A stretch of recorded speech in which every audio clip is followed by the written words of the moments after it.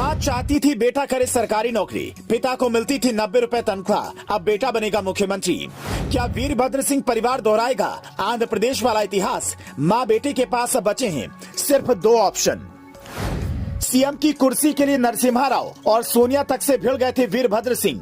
पिता ने 90 रुपए महीने की तनख्वाह पर अपने परिवार का पेट पाला। मां ने अपने बच्चों को हमेशा यही सिखाया कि राजनीति से दूर रहें, पिता की तरह कोई सरकारी नौकरी करो और सुकून से जियो। लेकिन सुखविंदर सिंह सक्खू ने ये बात नहीं मानी और वो उस गुट में शामिल हो गए जो उस दौर के कद्दावर कांग्रेस नेता वीरभद्र सिंह के खिलाफ का गुट था।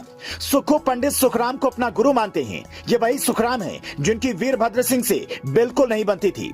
वे खुद सीएम बनना चाहते थे, लेकिन यह हसरत दिल में दबाए हुए उन्होंने दुनिया को अलविदा कह दिया।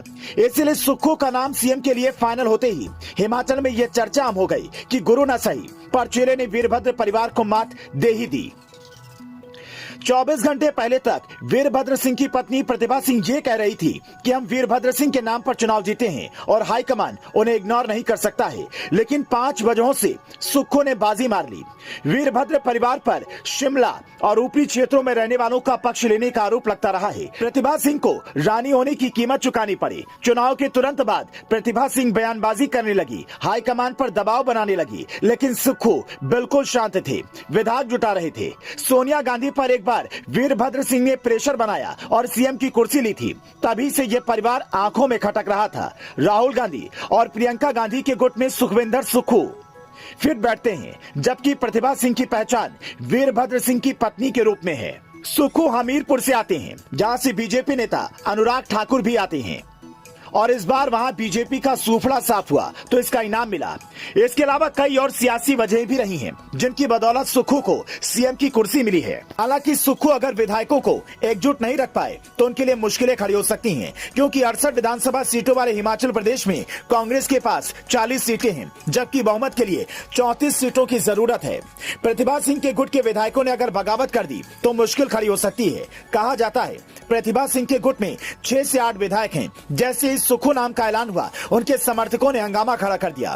प्रतिभा सिंह के बेटे विक्रमादित्य सिंह विधायक हैं, जबकि प्रतिभा सिंह खुद सांसद हैं। उन्होंने मंडी सीट से जीत हासिल की थी। उन्हें सीएम बनाने पर 2 उपचुनाव करवाने पड़ते, इसीलिए भी शायद कांग्रेस हाईकमान ने उन्हें सीएम बनाना जरूरी नहीं समझा। लेकिन बगावत की स्थिति में मुश्किल खड़ी हो सकती है। सरकार चलाने और वादे पूरा करने से ज्यादा जरूरी सुक्खू के लिए अपने विधायकों को एकजुट रखना होगा।